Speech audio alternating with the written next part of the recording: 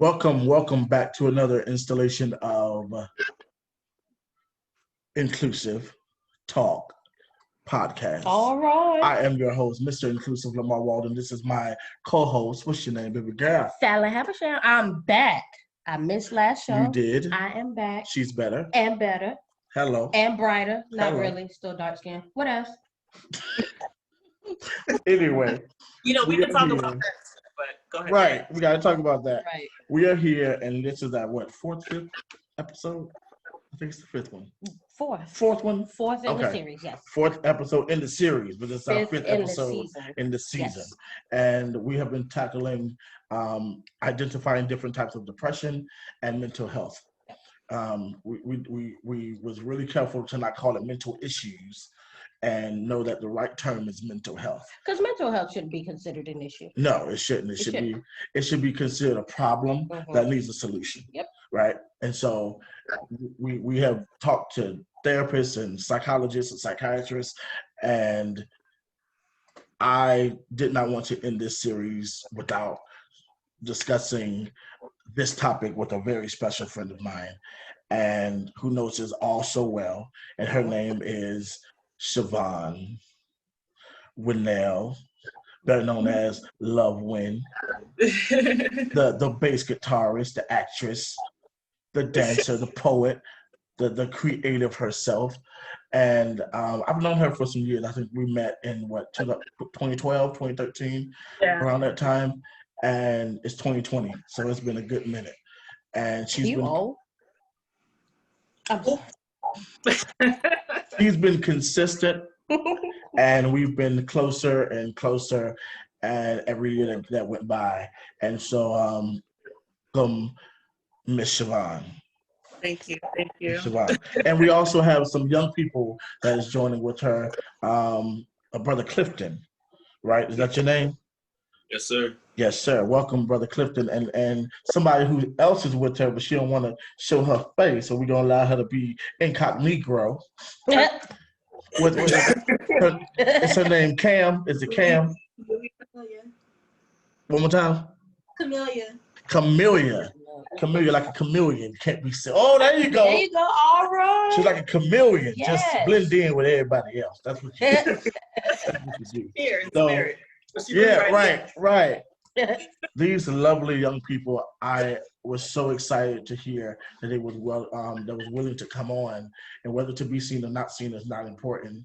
It's that the fact that their voice is being heard on today and throughout the year and throughout their life, that they have found a voice, they have connected with someone who has a major voice in the community, and they have done something in a way that has not been seen probably for me in a long time or ever, especially with this new generation. And I'm really, really excited to talk to them. So, Shibbon, We're talking about mental health. We're talking about different types of depression. What connection do you have with this subject? Well, I'm suffering from depression right now. I'm definitely and I've been in depression. I know for a fact, at least since losing Bryce. I also suffer greatly from being socializing with others. I think it's called social anxiety. Social anxiety. Yeah, so that has gotten severe, but I also have a history with depression and anxiety and things like that. These are definitely obstacles that I have overcame before, and I look forward to overcoming it again. But I also know that I need to be patient with myself and accept myself for where I'm at right now. So that's kind of where I'm at. Like I know I'm suffering from depression. It is what it is, but I am looking forward to overcoming it again. And I do believe that it's something that I can train my brain to overcome. Like I said, I've done it before through mental health services and different outlets over the years. And it's good that you know that, because a lot of people go through different emotions and they don't know exactly what it is. So it's good that you know and you're able to work through it.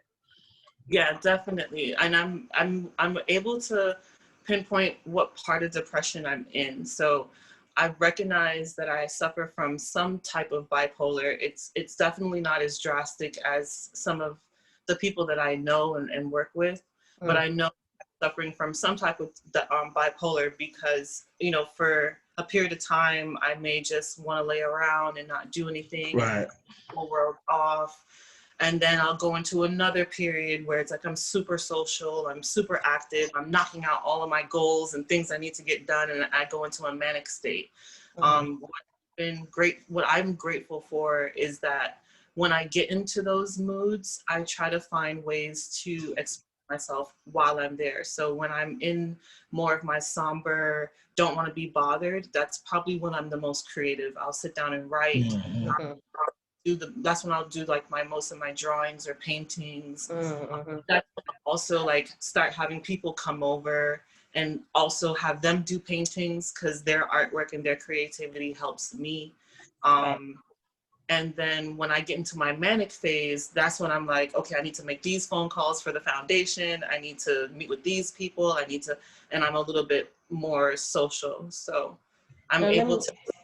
No, I'm sorry. Go ahead. I'm sorry. No, I'm just saying I'm able to kind of take my depression and still try to channel it into positive outlets. Okay. Now let me ask you a question. Do you know, or do you know that a certain situation might trigger that and you're able to avoid it so that you don't end up getting into that type of state? Yes, so I'm fully aware of my triggers. I'm definitely aware of my triggers. Okay. But I've also learned that there's no avoiding it. I mean, we live in a world where you can't control everything. You can't control other people. So there's really no avoiding it per se, but rather just, you know, talking yourself or thinking yourself through it so that you're not reacting off of emotions. You're actually reacting off of the thought process and not getting yourself into further trouble, which will cause a cycle of more depression and other issues. So it's not, I'm learning how to go through it the best way that I can, not really avoid it altogether. That's good. So what stage would you say you're in right now? I'm definitely in a depressive state. I don't feel like going anywhere, doing anything, talking to anybody. I didn't want to talk to y'all today. But we appreciate it, girl. Thank you. But I have a great support system. I'm grateful that my support system is a whole bunch of young people because they're full of energy. Even when they're depressed, they still have more energy than me. So they bring me a lot of joy and they help through the process too. Now, and you know, when we talk, I tell you how much of an inspiration you are because even in the midst of it, you're still bubbly and you're still, you know, you still have an understanding of what joy feels like, even in the midst of a storm. And that's very rare. You know, it's rare because a lot of people that don't have the support system that you have, a lot of people that don't have the love that you have, it took a long time for people to understand what you were dealing with. And when it comes down to mental health, when it comes down to depression, we never want things to get so familiar. And so the word is desensitized. Desensitized. Yes, that we don't take what someone says that's hurting them and seriously. You know, that we wait until they hit rock bottom for someone to say, "Oh, you were serious? Oh, I'm sorry. I thought, you know, because you always is." And it's like, it's not that I always, it's like when I come to you, take me seriously. You know, it's not about, you know, the boy that cried wolf no more. This is me crying out to my friends. And I'm pretty sure that you've learned this year who your friends were, who your real true ride or dies were, and you got some new people that was more for you, you know, than the ones that have been with you for years. And with depression, can you talk a little about that?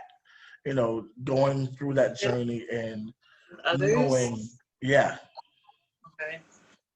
So you're right in the sense that what I've learned is that when you go through your healing, eventually you start attracting a lot of people that need that from you. And you know, they always say like attracts like, and I hate cliches because they don't always apply. There's a lot of times that you attract people who need what you have, and they're nothing like you. So yeah, going through my struggles, I did start seeing who was for me and my family and who was kind of against me and my family, who was also neutral and just kind of was like, you know, that's your thing. I love you, but that's your thing. Right. One of the things we heard a lot, well, one of the things I heard a lot personally was, Shibbon, you're the strongest person I know. You've gone through so much. That means what? You can get through anything, which is true. I Yes. have gone through a lot and I can get through anything, but which brings me to the second statement that me and my family heard a lot was, God got you. And my thing was, okay, I know God got me, but God also inspired me to be vulnerable and open up to you with the hopes that you would be my brother and my sister and look out for me, and God will work through you. But it was more so like, God got you. You're the strongest person I know. God got you. You've always accomplished everything you wanted to accomplish. God got. So those are like the two things. And then, so bringing Bryce into the mix, a lot of what he was hearing was, when you get to college, you'll be able to take care of your family. When you make it, you'll be able to take it. And I raised my children to not to feel like they have to owe me anything. So I'm very, very adamant about my children. They deserve to have their youth. And I'm adamant about that because I lost my youth. I was abused from 11 to 17. So I lost my youth. And then I also had parents as I went through my adult life that was always like, you know, when you better take care of me when you get older, or, you know, remember that 18th birthday party that I threw for you and I spent $2,000 on? Even though you're 30 now, you still owe me for that. Like that was the dynamics that I was raised under. And I knew how it made me feel. And I said, I never, ever wanted to put that type of pressure on my children. But then you have a community of people that's like, you're going to make it to the NFL and you're going to be the person to take care of your family and you're going to do this and you're going to do that. And then I'm telling my children, you know, saying, you guys take care of what you have to take care of for you. Focus on school, focus on what you got to do. By you taking care of you, that automatically helps me, because the time that I don't have to stay on top of you to do what you got to do, I can make sure I focus on, you know, providing and protecting and nurturing and caring for my family, considering I'm playing all roles as a single mother. So, I could see how that depression that I was feeling going through those struggles also trickled down throughout my whole entire family system. And it's not easy. Oops, decline. So lovely picture. It's a good picture. Lovely picture. That picture. We're getting phone calls. Yes, I could see where it's like, I could see where it trickles down through my children. After losing Bryce, I went through his phone and I found a note. He used to write rap songs in his phone all the time. So I found a note and a rap song called Mama's Boy. And of course, you know, I have to read it, right? Yes. And in it, he literally goes through my life story, all the things that I've suffered through, from domestic violence to sexual abuse to everything that he's witnessed his mother experience. And then he goes on to say, but my mother won't let me help her. She doesn't realize that her firstborn son wants to be that person for her. And so I could see how me wanting to be so strong also affected my children, and saying, and making them feel rejected because I didn't want their help. And so when you have a community of people telling you, you're going to be the one to take care of your family, but your mother's telling you, I don't want nothing from you, just take care of yourself, it kind of causes that inner conflict within the entire family system, not just in Bryce, but Right. with me and my other boys. All of that definitely affects our mental health, because it almost feels like we're trying to live for ourselves, but we're living for the community too, trying to live up to a standard that may not necessarily work for our family.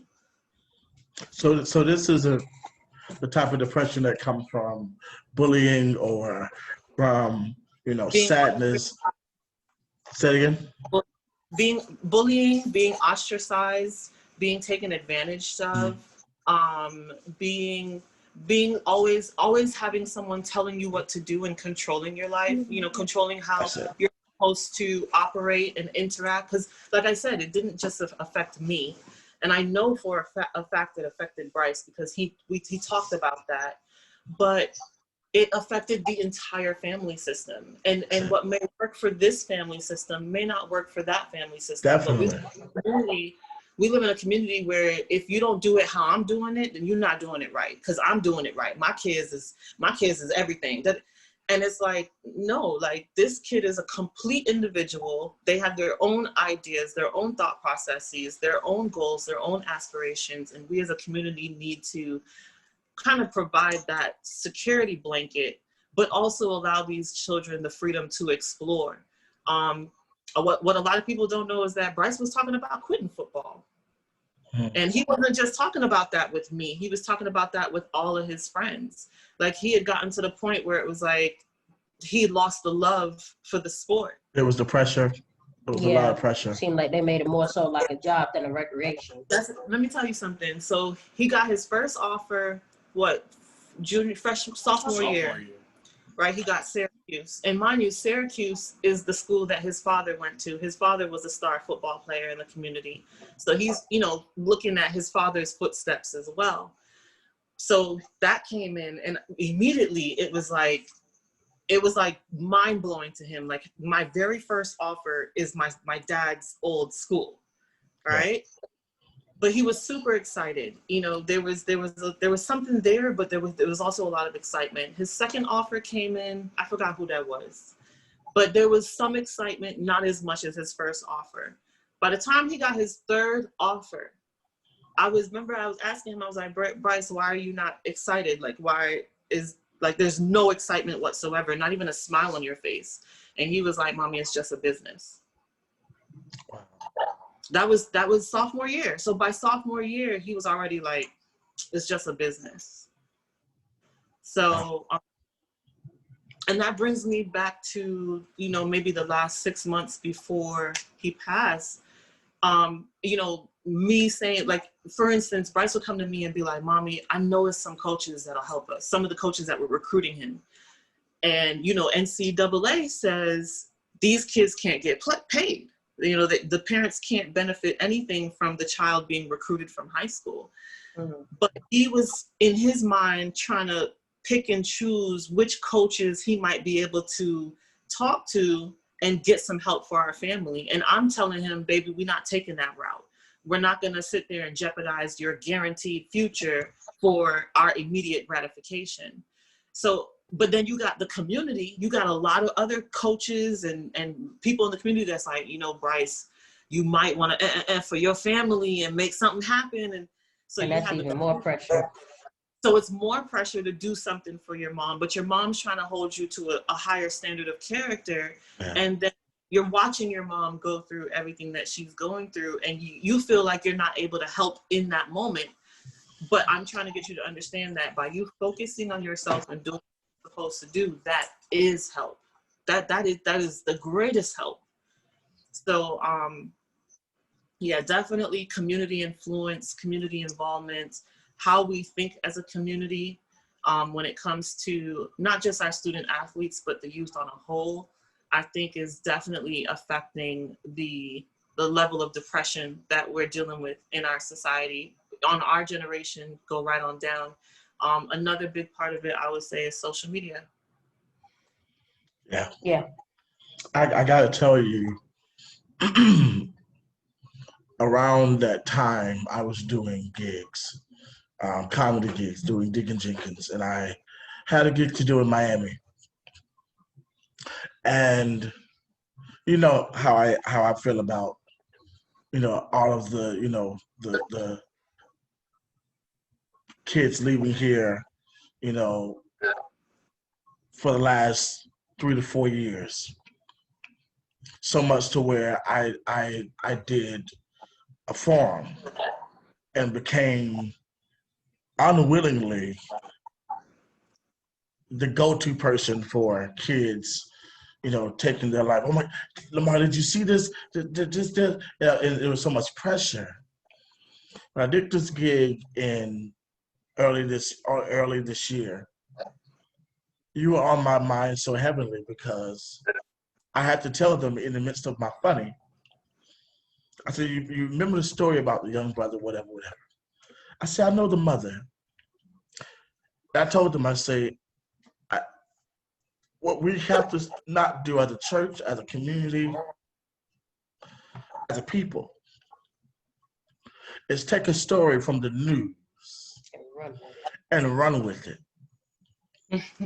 I was so pissed. Yeah, I don't even want to talk on that. But it was with me. That's the point I want to make. It was with me. And I think every single time I make a statement about this topic, period, it's to remind people that our people should matter to our people. Exactly. That's the real Black Lives Matter.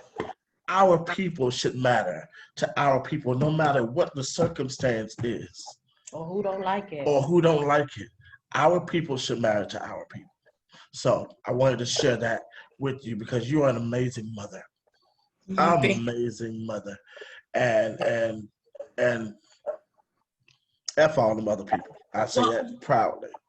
I don't want to speak on that, the whole what happened in the media when everything happened, but I do want to address it. And I want to say that the reason why I don't want to speak on it is because as people, we already know from the get-go, the first person to run out and tell the story is usually telling the story from a way where it's going to make them look good. And if that's the case, you have to ask yourself, why? What is it that they're hiding?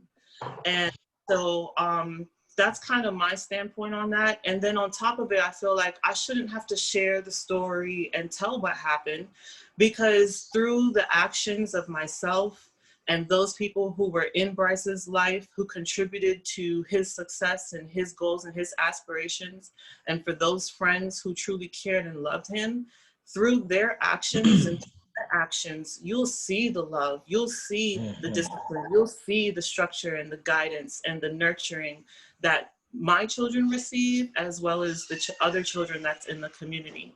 So at the end of the day, I don't need to sit there and go back and forth with anyone or call the news to share my story or anything like that. It's more so, okay, this has happened. This is a tragedy for me and my family. Me and my family need to heal. And then we're also surrounded by a community of people who are also hurting, and we can't heal unless our community heals with us. So at the end of the day, what can we do to solve that? And that's just where I've been ever since. I love it. So let's talk about these young people sitting next to you. These wonderful young people, Mr. Clifton and Miss K. I'm gonna call her Miss K. Miss Cammy. That's better. I can remember that, Miss Cammy. You compared it to Chameleon. Right, Camille. Cosby's wife. That's a better Camille Cosby. Her name was Claire. His real wife. That's Camille. I forgot. Okay. What's up, man? All right, hey. Hi guys. My God, y'all Braden, this is my son. Yes. What's up, man? Bryce over there. Braden is the project manager for 7 for 7, along with Chris Townsell, and him are both project managers. And Bryce is my executive assistant. See, that's what I'm saying. Put that on your resume. Exactly. Put it on your resume. You are an amazing mother, mentor, leader. Like, just what you're doing with these young people. I hope it's seen and it's admired, because the Believe Project. Can we start with that? Well, let's start with the Bryce Gowdy Foundation. Let's start with the Bryce Gowdy Foundation. Okay, Cammy, come on, slide over, Cammy. There you go. The Bryce Gowdy Foundation. Yeah, so we started working on the Bryce Gowdy Foundation after losing Alexis. Yes. I think everybody was just kind of in a daze after losing Bryce, but when Alexis happened, it was like, okay, something needs to be done and be done now. And that was months or weeks apart. How long was that? 2 months. 2 months. Wow. Wow. Okay. And then in between Alexis and Bryce, TJ was murdered at his grandfather's funeral. Yes. And he is also a football player. Bryce and him shared a lot of the same friends. Plus, matter of fact, I spoke to TJ's mom in March after Alexis passed. And she told me that the day after Bryce passed, she found TJ trying to hang himself in the garage. And I'll get to that in a second, how this is bigger than just Bryce. Yes. But so after losing Alexis, it was like, okay, something needs to be done. And when I was on my social media, I saw a lot of people that had amazing ideas. They wanted to do concerts. They wanted to do discussion panels. They wanted to do so much for these youth. But then these youth are coming to my house and they're like, Mommy, we don't want none of that. We want the system to change, because none of that matters if the system doesn't change. So what we're going to do our own thing. So we're going to change the system. So I was like, all right, fine. If that's the case, then you guys need a platform. You guys need a voice. What better way to give you a platform or a voice than to allow you guys to be the people who run the Bryce Gowdy Foundation, so that you have to interface with everyone who comes to talk to us about what we're doing as for our community. So I structured the foundation where it's ran by Bryce's closest friends. They've all taken on their roles and their responsibilities. But then I've also placed in position a team of adults, anybody over the age 25, but they have some type of professional experience in their field, and they mentored them on how to build the foundation. So it's killing two birds with one stone. We have the professional guidance, but the adults, because we have so much responsibility with raising children and our lives, we don't really have the time to really do the everyday ground to ground work. Whereas these young adults are transitioning from high school to college. They need the experience, and they have all the time, because let me tell you, they're on social media and TikTok all day long. I bet. With this Corona. I see it. I know they have the time. They can't tell me nothing, because they don't let me. So I can see, oh, you on Twitter and you didn't do ABC. Right. So and they need the experience. Like, work experience is just as valuable, if not more valuable, than the education. So so it's like each hand washes the other, and we're, as adults, we're paying it forward to the next generation. I think in the work field, in corporate, we compete a lot against the younger generation. We feel like the younger generation is coming into corporate to take our jobs. So this kind of eliminates that competition between generation and generation, and also bridges the gap. So it was really important to say, if our mission, if a part of our mission is about building the village, then the way how our organization is structured should also build the village. So that's how it's structured. And then underneath the Bryce Gowdy Foundation, we have two initiatives. The first initiative is the Believe Project. Okay. And their mission is to create a platform for discussions about mental health, anti-bullying, suicide prevention through means of mental health services, mindfulness, and creativity, and health and wellness. And so they have a lot of amazing things that they're working on their programming. And I don't want to talk too much about it, but we did do an event in May where we discussed suicide. And we were fortunate to have Dr. Scott Poland as a guest for it. And he's a big advocate. He's a big advocate for suicide prevention and bringing in resources for us to create change in our community. So we'll be working with him in the future as well. And then we have Team 7 for 7. The football players, football players, they like being special, okay? Of course. I've learned over the years that they just like being special. Of course. So they want to have their own thing. I don't think the public knows, but Bryce suffered a very major concussion on August 7th, right before the season started. So he went into the season with a major concussion, and we do believe that contributed to his decision in December. So Team 7 for 7 is, of course, 4-7 because he wore the number 7. But it's also they will be doing 7-on-7 games. So there'll be a team of 7-on-7 players. Yeah. And they'll be releasing programming through their social media and online platforms that have to do with mental health and physical health for athletes, as well as raising funds for concussion research.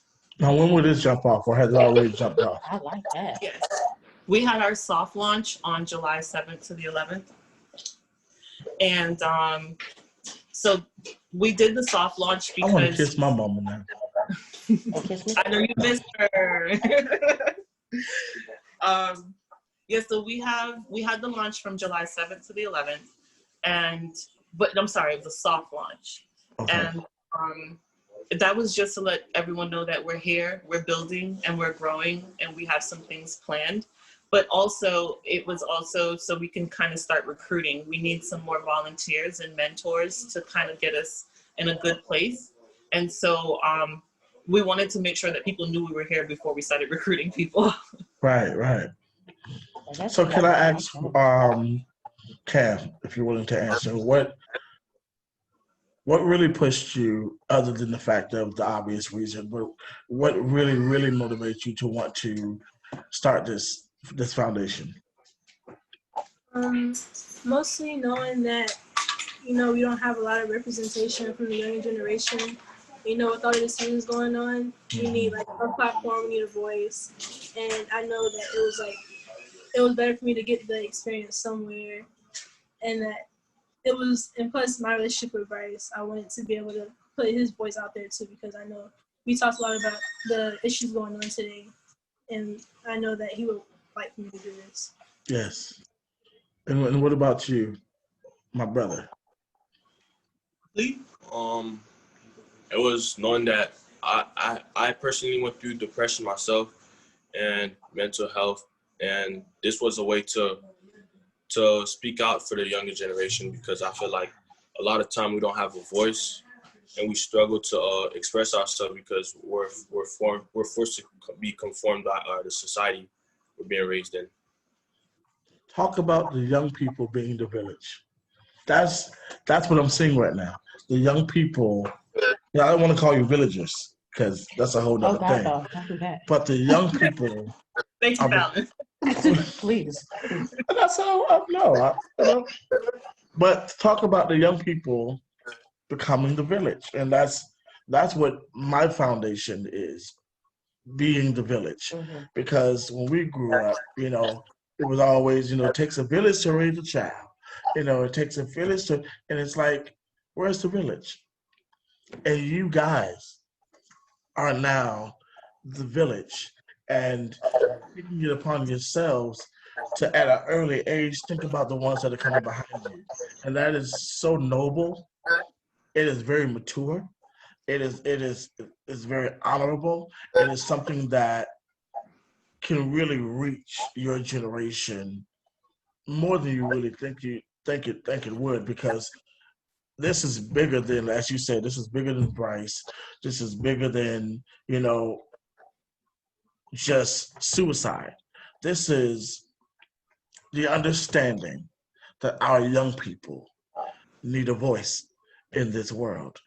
And when they feel as if they're voiceless, that's the result that happens, And so if we could come together, if our generation come together with your generation, and we just like what we saw during the Black Lives Matter movement, when the young people went out and they protest, that was beautiful for me.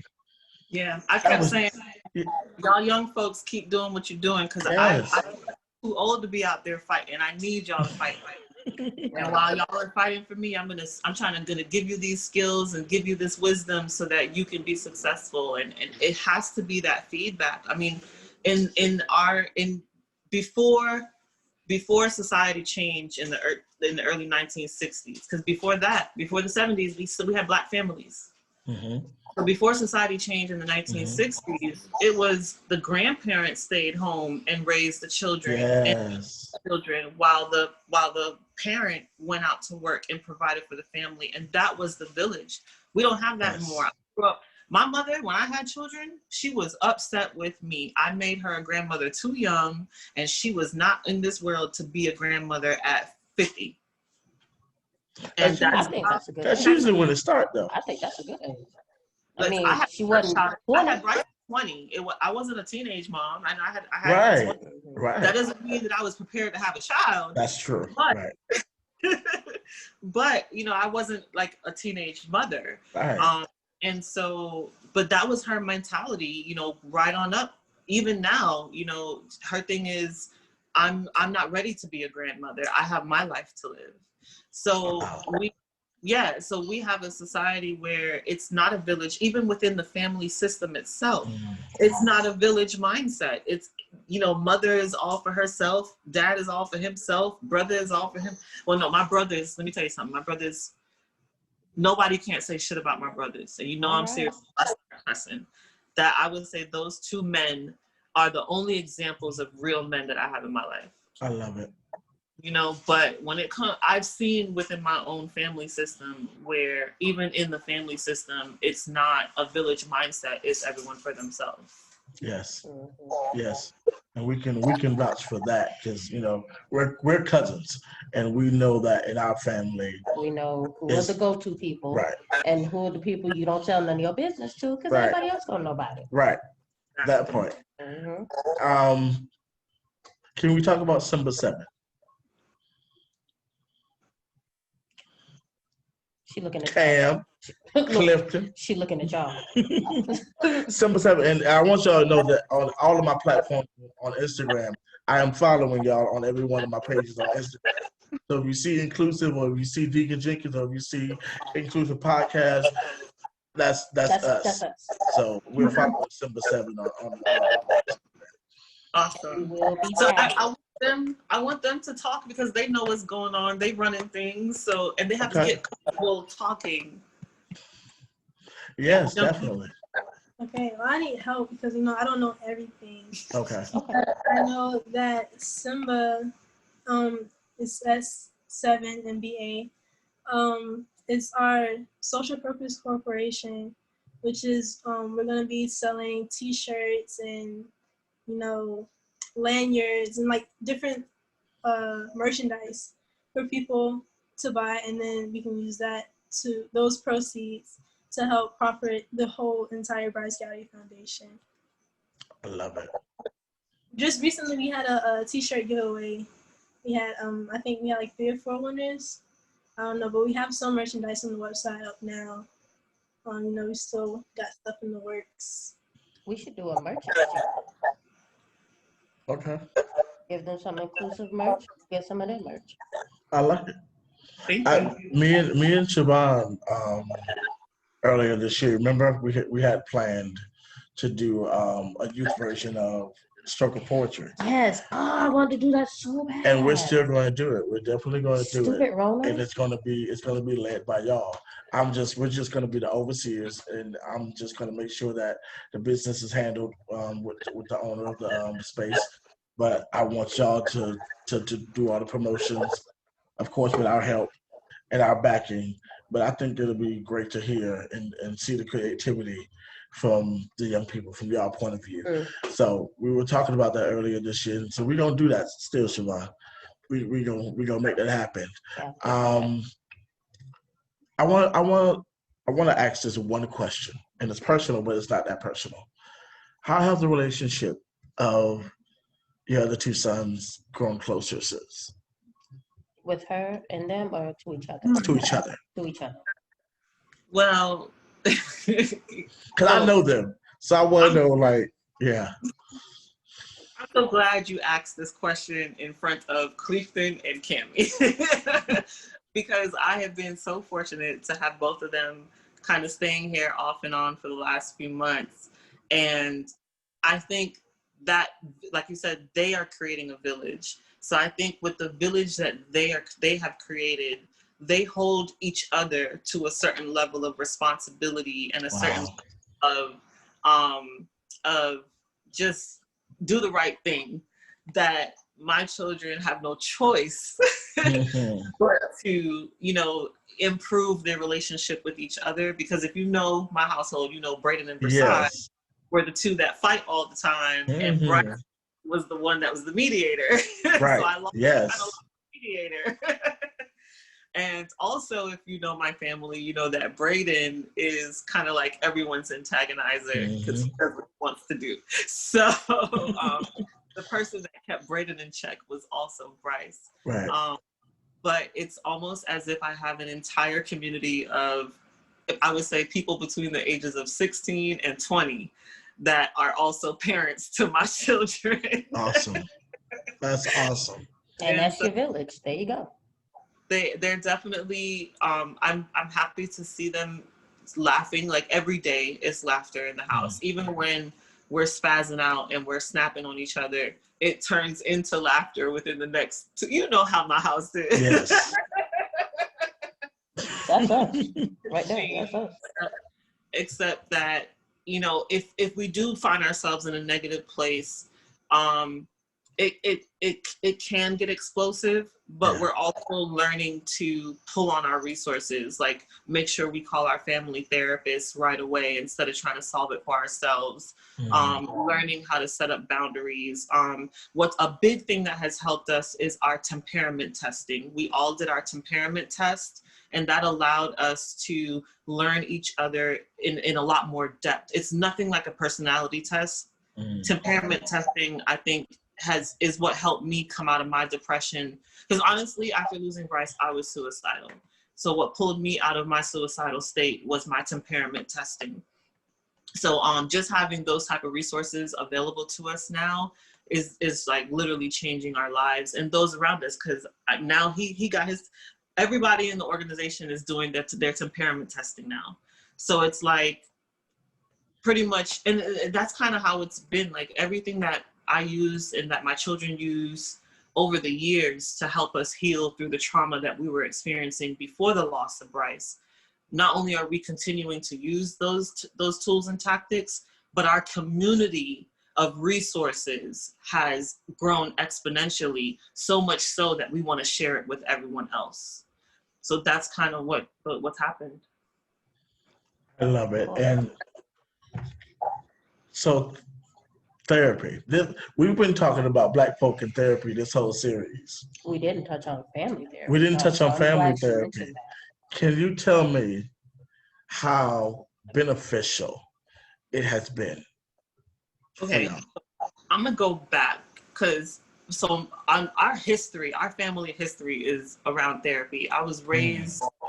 My father is a psychologist and he's a doctor in metaphysical science. My mom is in the medical field. She teaches more so medical management, billing and coding, things like that. But in the house, there's a lot of books on, you know, health and wellness, Ayurvedic, African health and wellness, holistic health and wellness. So I grew up in that type of environment, which is not the average environment for a Black family. That's why when you talked about you're brighter, and then you said, no, you're still dark. We could talk about that because colorism, I think, plays a big role in our mental health as Black people, especially here in South Florida. When you have the Jamaicans and the Haitians and the Black Americans, it's beyond just color in South Florida. It's cultural in South Florida too. Yes. So, but either way, going back to your question, I just lost my train of thought. Family. Yeah, so family, I started there. I had my first therapist at 18. Like I said, I had been abused as a child from 11 to 17. When I finally spoke up for myself, I immediately went into therapy. And from 18 to about 20, I saw about 3 different therapists. None of them I really meshed well with, but I took what I could from them to find some type of success at the level I was at that time. And, you know, whatever I didn't believe in, I threw it away. So I had that experience with therapy, like willingly going to therapy between 18 and 20. My second bout with therapy would be after my divorce. My marriage was abusive. And so coming into the separation, it got very out of control, and my children witnessed some things that they shouldn't have. And so it was really important for me to have them in therapy as well. So that's when we started family therapy. And I think Bryce was like 9, Braden was 8, and Bersai was like 4. Wow. So yeah, so we started family therapy around that time. At about, I want to say 11 years old, 10, 11 years old, Bryce suffered his first concussion, and shortly thereafter was suicidal. And then I want to say 6 months later, Braden was suicidal.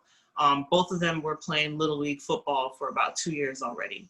So we went through that. And then after we went through that healing process, I noticed that Bryce started bringing friends to the house who were also depressive and suicidal. Like, he'd be like, "Mommy, talk to them," because I guess we fix our family, so mommy not talk to them. Right. So a lot of like Cleefton, I remember when he first came around, I was like, "Lord Jesus, help this child. Like, we need him in this world." So therapy allowed us to be open and vulnerable with other people in the community, and have that relationship with them. We continued therapy so that was 2011 when they were about 9, 8. We continued therapy from 2011 to 2016. And I honestly attribute, because like I said, you've been to my home prior. Yes. Yeah, close that. Okay. Sorry about that. And go open the gate, please. Yeah. Oh. You have the number, call and let him know. You have his number in your phone. I text it to you. Sorry about that. Forget. Yeah, so I honestly attribute me being able to accomplish a lot of what you've witnessed in my life. Sorry, all of a sudden I just became popular that fast. Yeah. So, I contribute me being able to get my children to the level of success that they had achieved, and getting myself to the level of success that I had achieved as a single mom. I put like 100% on the fact that me and my children went through those years of therapy. Without it, none of that would have been possible. So No. we're definitely very strong advocates of mental health. I would say meditation. My father grew us up on a very strong meditative practice. So that was something I instilled in my children from very, very young. However, through our mental health journey with the therapist, my children, their practices in meditation became stronger. Matter of fact, Brian was more disciplined in his meditation practice than me at one point. And I had to look at him and be like, "Bruh, like, you can't be doing better than your mama," you know? And then of course, like I said, being raised in the household that I was raised in, we were introduced to things like 432 hertz, frequencies, listening to that while we were sleeping, learning how to meditate, clear your mind of all thought, and without falling asleep or being distracted by external forces. So all of those things are part of our mental health journey. It wasn't just therapy, right? Learning to connect with nature, that was a big part of our mental health journey. Going to the gym and working out and staying physically fit, that was a part of our mental health journey. It wasn't just seeing a therapist that saved my family. It was the collective lifestyle that saved my family. And unfortunately, when I lost my place last summer, we started having to deal with people in the community more, and relying on the community, and going through those ups and downs and experiencing those peaks of accomplishments coupled with the disappointments from other people. I think it threw all of us out of our practice of staying mentally healthy. And I say all of us, especially me, because I'm not just taking care of myself, I'm taking care of the 3 of them too. Right. So I remember a good friend of mine, she walked up to me after the funeral, And she said to me, she gave me a hug and she was like, if the mother's not okay, the children are not okay.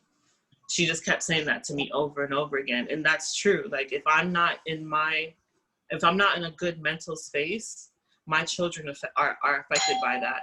And Bryce was probably the child that was most empathic to what I'm going through. Like he's a very empathic child, extremely empathic. So I think all of his friends would say that even with them, you could just be sitting next to Bryce and you're a total stranger and he would be like, what's wrong? And he could pick up on something is wrong with you like that. It's just, he was extremely empathic. So I think everything affected us for sure. I wanna ask you a question, just going back to therapy really, really fast. Have you gone to, I don't want to be so vague about it, but have you gone to white therapists and Black therapists? Yes, I have. Majority of my personal therapists were white. Okay. Majority of them were white women. Matter of fact, after losing Bryce, I was very particular about making sure that I found a male Black therapist as our family therapist, because I felt like as a family unit, I'm the oddball out. I'm the feminine energy. I'm the only feminine energy. And so I need a male therapist to help me understand my boys more, and my boys need a male therapist so that they can feel like they have someone that understands them, that relates that message clearly back to me. So sort of make sure we found a Black male family therapist. However, I have my own personal therapist and she's a Black woman. Okay. And this is my first time having a Black woman as a therapist. How does it compare? So here's the thing, like once you hear my whole story, it's like, whoa. And this is before losing Bryce. Even my white therapists, my white female therapists, they were all like, whoa, when they finally hear my story. So I would say it's pretty much the same, because my story, outside of my children, my story touches on racism, it touches on colorism, it touches on sexism, it touches on the discrepancies with our financial system when it comes to Black people. It touches on so many different things that it's hard to just be like, it's just because of race. So no therapist ends up seeing the whole Black-white thing. They're just blown away by the whole experience. And they start trying to get me to dig through to like figure out my own thoughts so that I can move forward. So I haven't really seen any difference between a Black female and a white female therapist. Okay, because I'm wondering, and I don't know if I want to go to Sally or Tanisha. I haven't decided. Well, Random names, I made them up. Like I said, my story touches on so many different things. I think it makes me easier as a client to relate to any therapist. Okay. Because there's something in my story that you can personally be like, I experienced that, so now I have a little bit more compassion for her. Whereas there might be another woman who's never really experienced any serious sexism or sexual abuse. Maybe she's only experienced colorism and racism. I would probably recommend that Black woman go find a Black therapist, because it doesn't matter if that therapist connects with you on the other things. What matters is the major issues that you have, which is racism and colorism. Right. So you're going to want to find a therapist that has also had those similar experiences. Right. Okay. I love it. I love it. Is there before we close out? This has been an amazing conversation, but I don't want to hold you. I know y'all got work to do.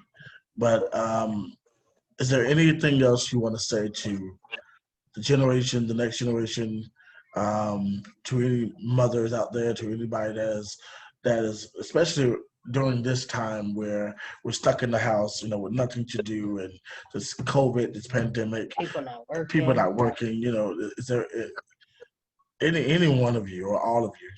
Well, I'm actually going to let them speak on it first, and then I'll go after that. Okay. First thing I would like to say is that this pandemic is nothing bad really, because I feel like a lot of people is going crazy and it's showing a lot of family disformalities due to being closed up in a home and always having to be around each other. I feel like people take that as a bad thing, but it could be used as a positive, as a time to learn yourself and learn the personality of the people around you and how you can conform, like how you can still be yourself and be able to help them achieve their goal and be happy. And a lot of time it was this woman helping me. This is my mom, but she's like helped me to continuously see the positive in things and not always stay in the negative mindset. Even when you're not there, just still look on for the little things, because it's the little things that turns into the big things. That's a good way to look at it. Definitely. Yeah, she's Very optimistic. Siobhan is truly awesome, and I will say that because I know her. She really is an awesome human being that just looks at life like you would never think of it. Like it's really good. Miss Cam, I need the question to be restated. is there anything that you have to say about to your generation, or anything concerning this pandemic of people feeling a certain type of way because we're stuck in the house, there's nothing to do? Like, I agree with what my brother said. I really truly think this is a gift from God, having this shutdown moment. But there are people that may not think that way. Can you speak on that for me? I'm one of those people. I need structure, and it's like it's really from going from I have my own space in college or whatever. I have my own dorm room. I could do what I want, how I wanted to do it, and I had to come back, and it's really a really different atmosphere. But I needed that change. But to anyone else who feels like the whole COVID thing is not the situation you want to be in, I don't know. I just lost what that I was thinking I was going to say. But you made a point. You did make a point. Yeah. Okay, yeah, that's all I had to say. I love the shyness. I really do. She's not that. She's not that shy? No. Just tell all the business. It's the cameras. It's the cameras. No, it's the day. Like, today is that shy day, but tomorrow, a whole nother animal. Are you a Gemini? You sound like a Gemini. Gemini. You a Gemini? Really? Awesome. Me too, man. Me too, man. So Shibbon, Yes. let's end this out right. What can you say to any mother, any sister, anybody, any loved one that has been in your shoes, or possibly, hopefully, God forbid, will be? Can you talk from a point of strength, even in your mindset right now? Yeah. So when it comes to the current climate with the pandemic and even the social injustice against Black people in this country, a lot of those things are plaguing on our psyche. And then we're also being flooded with so many different distractions in the entertainment and sports industry and politics and so on and so forth, that it's almost impossible to just take a moment to just breathe and be. And so that's kind of where I'm at in my life, is that I'm just trying to breathe and be. So if that means that in this moment, I don't want to talk to anyone, I don't want you bothering me, all the kids need to leave the house, I'm going to sit here and watch these horrible TV shows all day long, then that's what it's going to be for that day. And then if the next day I need to pamper myself and make myself feel beautiful and take some selfies, that's what it's going to be that day. And if the next day I need to work and grind hard and make things happen, that's what it's going to be that day. So for me, it's just, whatever space you're in, accept it for what it is. Even if it's a bad space, just accept it for what it is, because feelings are going to pass. just breathe and be in the moment and embrace it. And then when that passes, a new feeling will come in and take over. So yeah, that's where I'm at. So that's what I have to share with the world. I love it. Just breathe and and be. Y'all got that on a t-shirt? That's a t-shirt. That need to be on a t-shirt. A lanyard. That's something. That is a great. I love just that. breathe and be. It's so simple, Mhm. and it's self-explanatory. You know, whatever your be is, be it. Right. You know what I'm saying? Just breathe and be. See, I had my petty days too. Guess what? I'm gonna be that day. Right. All right, I'm here for the pet. I like it. Right. Exactly. Thank you so much for being so open to have this conversation with me. I'm glad that you trust me, you know, because it doesn't just validate the friendship, you know, just because you're friends with somebody that you trust them with your story.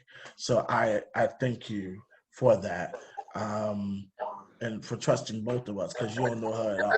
Hey, But y'all. You know me now. Yeah. So thank you, Cam, Clifton. Thank you so much for being willing to come on and speak. There's Pleasure was never mine. say again. Pleasure was mine. Oh, see, I like this brother. It's a true Gemini brother. I like this polite brother right here, man. You know, I want to say that there's never ever a time to not grieve and to get over anything.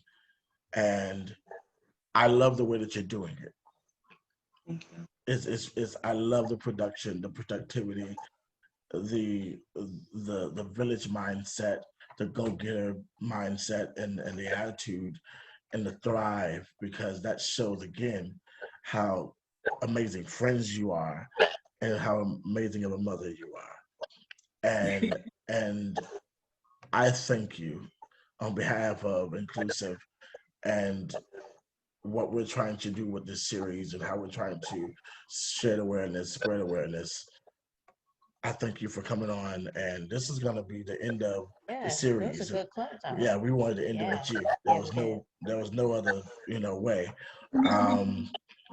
So anything new that we're going to end? Anything new that you want to share? Sorry. There's a lot new, but I don't want to share any of it. Okay.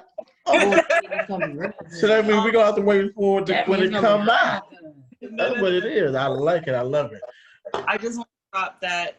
Please check out brycegowdy.org. That's BRYCEGOWDY.org. Please feel free to donate. We can't do a lot of what we are doing in our community without your support.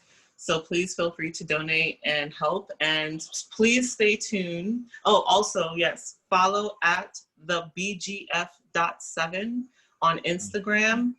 From that profile, you'll find all of our other initiatives in the bio.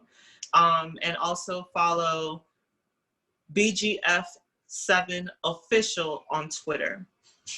So you can find us at the BGF.7 on Instagram and Facebook, and BGF7 official on Twitter. And the 7 is the word or the number? The number. The number. Mm-hmm. Yeah, we're gonna put all that in the bio and have it linked so anybody can just click on it and get right to it. Awesome. Give me the Twitter one again. Say that again. Give me the Twitter one. BGF7 official. Okay. Mm-hmm. Thank you. Also stay tuned. We will be recruiting for volunteers and mentors soon. We've already established ourselves, so we're legitimate as a nonprofit, but we're in the process of developing our advisory council. So please stay tuned, as we will be looking for volunteers and mentors. All of our volunteers are under the age of 25, Generation Z. All of our mentors are over the age of 25, which is the millennials team. That'd be me. That's us. And we also have some amazing things coming out of the Bryce Gowdy Foundation very, very soon. As far as me personally, a lot of people have been asking me to share my story. So I have shared part of the story with the Bleacher Report. They should be releasing an interview, that they should be releasing that article soon. And we have some other things in the works with being able to share Bryce's story. And what else? Have you considered writing a book?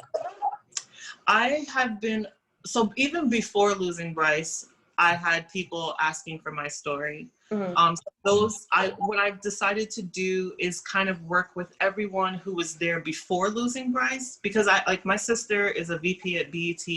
We already had plans before losing Bryce, so I'm not going to go to anybody else but my sister, you know? Right. I have a cousin who's a really big TV and movie producer out in LA that I was already doing some projects with, so I'm probably going to work with her. But what I intend to do is take those resources and bring my family and friends from my hometown and my community into the project, so that I can feed my community too. I love it. Amazing. I love it. I love it. Thank you once again for coming on Bryce Gowdy Foundation. That's all, y'all. Thank y'all so much. And thank y'all for watching. And I'm pretty sure this is pre-recorded. So if you have any questions and you want to ask, I'm gonna shoot that over to y'all. And we can probably do a little aftermath, whatever you and you know. And so because I know people are gonna have questions and what we do to help the foundation and give to the, because you have resources for that, correct? Yeah, they can just go to the website, and as soon as they go there, there's a donation button right there. Give the website one more time. It's brycegowdy.org. That's BRYCEGOWDY. That's it. You got it. You heard it here first. You good? Yeah. You sure? Yeah. Okay. I'm good. Y'all good? Making me nervous. Thank y'all again. Thank you for watching. Thank you for being on. This has been another installation of InKlusive Talk podcast. What we say, cousin? Be inclusive. And we out.